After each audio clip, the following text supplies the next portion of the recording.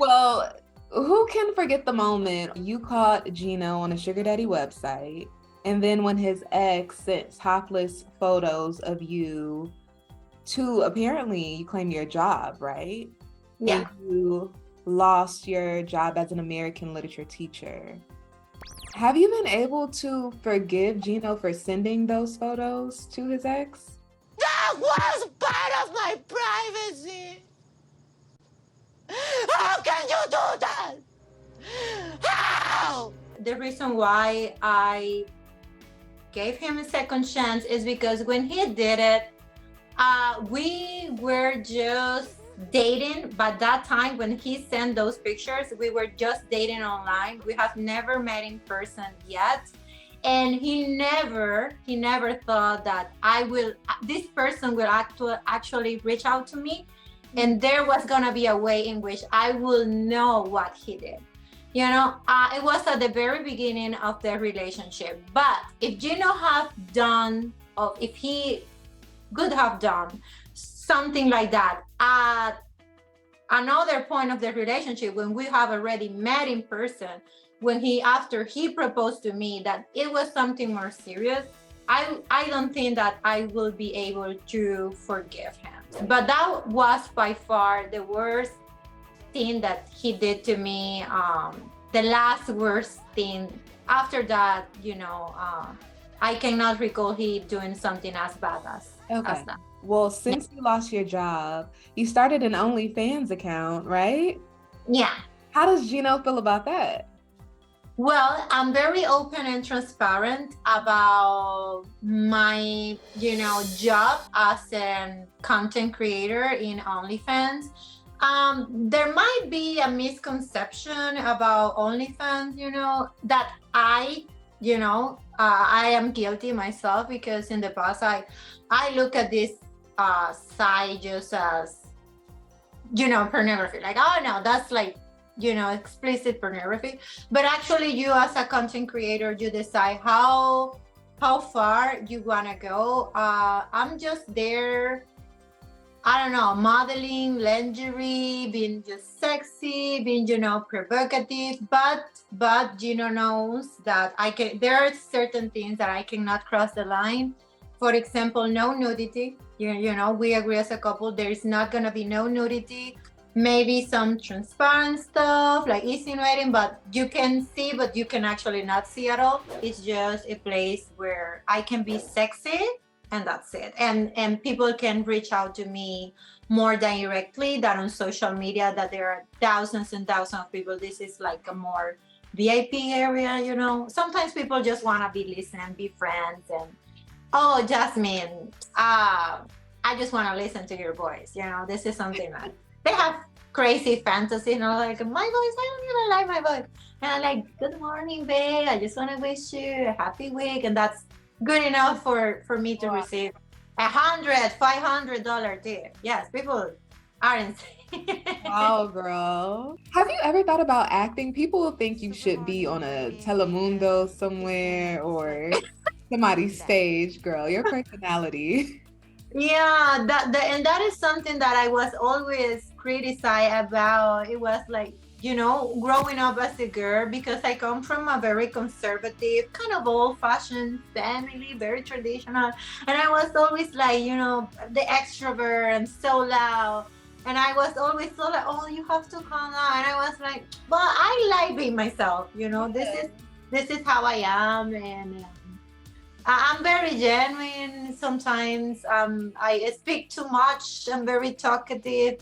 But if there is something I'm very proud of, is like, I have a good heart. I know that's not very humble to say that, but I do believe that pretty much I'm a good person, and I try my best every day, to improve. So that's what's really counts. I think a lot of people see that, that you, at the end of the day, you do have a good heart. And the acting thing is a compliment, in my opinion. Oh, thank you. Yeah. I might consider it. Yes, maybe. Yeah, consider it. Why not? Well, I know when Gino first got to Panama last season, he wanted to put a ring on your finger and he wanted to put a baby in your stomach. And you were like, Gino, we are not making a family right now. We're not ready. Nope. We are going through too much to even think about a baby right now. But at this point, is that something you're still open to or considering having a child with Gino? Okay, so I have to be fair, yes, the first time he came to Panama, he was in a hurry to get me pregnant. That was super crazy. But looking back and trying to show some empathy to him, he was already in his 50s, no kids. And on my side, I already have two beautiful baby boys, and I have had that experience. I understand that. And I don't want to take that away from Gino. But at the same time, because I'm a mother already myself, and I know the big responsibility that it is having kids. And I can tell because I look at my mother, girl, I'm 36 and I'm still giving headaches to my mom. And whenever I need her, it's like, mommy, she's there for me. So it's a never ending job. It's either until you die, literally.